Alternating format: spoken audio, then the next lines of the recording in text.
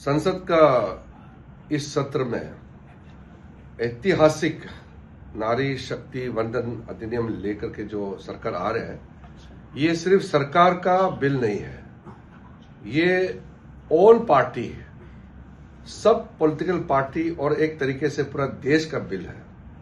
देश के महिलाओं को लोकसभा और विधानसभा में जो जगह मिलने जा रहे हैं, ये किसी एक दल का मुद्दा हो ही नहीं सकता है।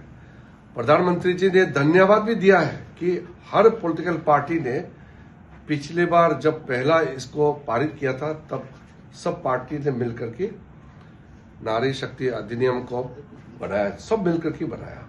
और इस बार भी जो नारी शक्ति वंदन अधिनियम को जो अमेंडमेंट जो लेके आ रहे हैं, ये बीजेपी एनडीए बिल्कुल नहीं है, ये पूरे पॉलिटिकल पार्टी की ओर से ये बिल लेके आ रहे हैं।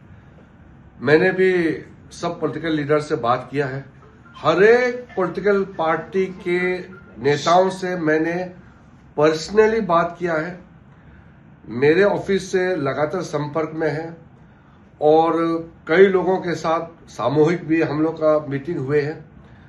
एनडीए का भी एक गुट अच्छी तरह से हम लोग ने बैठक की और कुछ अपोजिशन पार्टी से भी हम लोग ने मीटिंग किया। मैं दिल से धन्यवाद देना चाहता हूं।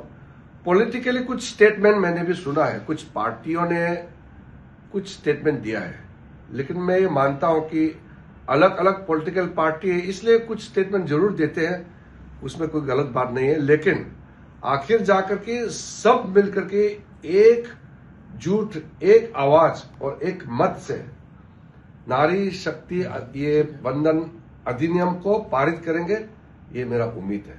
इसलिए मैं हर पॉलिटिकल पार्टी के नेताओं को भी धन्यवाद देता हूं कि राजनीतिक दृष्टि से थोड़ा थोड़ा भिन्न ओपिनियन या कोई वक्तव्य आता है, स्टेटमेंट आता है, लेकिन जहां तक इस वुमेन रिजर्वेशन का बिल का सवाल है, इसमें कोई पार्टी इसको विरोध नहीं करेंगे, ये मैं 100% उम्मीद जताता हूं। कोई भी पार्टी इसको विरोध क्यों करेंगे? महिलाओं का सशक्तिकरण में विरोध कौन कर सकते हैं? कोई कर नहीं सकते। और प्रधानमंत्री जी ने सारे पॉलिटिकल पार्टी के नेताओं को पर्सनल पत्र लिखा।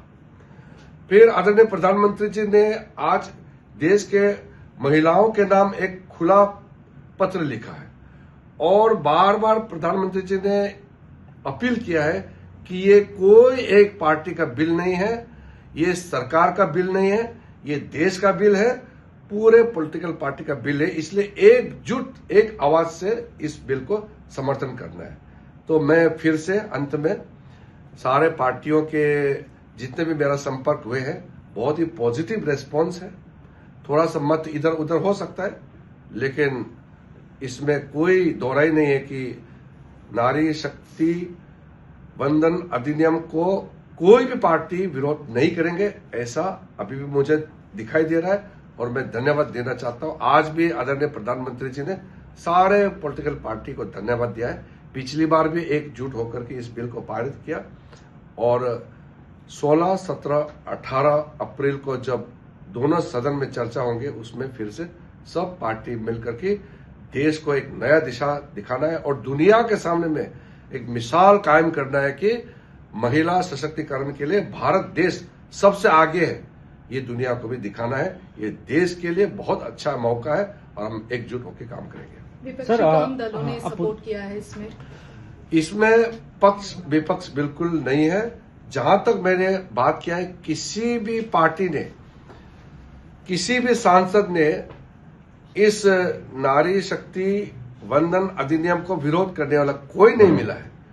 थोड़ा तर्क अलग अलग देते हैं, लेकिन विरोध किसी ने नहीं किया है। इसलिए मैं धन्यवाद दे रहा हूं सबको। सर, टाइमिंग को लेकर जो लेटर लिखा गया खड़गे जी की ओर से कि इसको वो तो तारीख के लिए, देखिए खड़गे जी ने जो मुझे 3 पत्र लिखा है, मैंने 3 पत्र खड़गे जी को लिखा है। उसमें सिर्फ तिथि को लेकर के विरोधाभास था। उन्होंने कहा कि 29 अप्रैल के बाद मीटिंग बुलाना चाहिए, वो एक तारीख का इशू है।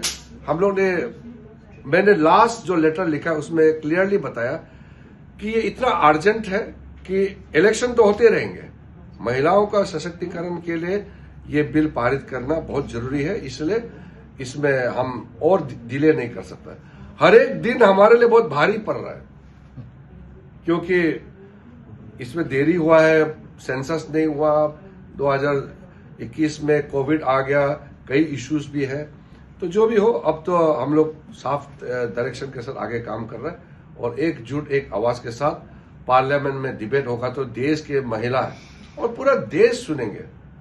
अब कौन पार्टी सोचेंगे कि इतना अच्छा क्रांतिकारी बिल, ऐतिहासिक बिल में विरोध करके अपने आप को ये काला रंग लगाने का कौन कोशिश करेंगे? कोई नहीं करेंगे। इंडिया गठबंधन कल बैठक बुलाई है, उनका बैठक, उसका पॉलिटिकल स्ट्रेटेजी ले सकते हैं, उसमें तो उसका छूट है, लेकिन इस बिल का विरोध तो कोई नहीं करेंगे, ये तो हम मानते हैं। इसलिए मैं पहले से सब पार्टी को धन्यवाद देता हूं और प्रधानमंत्री जी ने भी आज खुला फिर मन से धन्यवाद दिया है।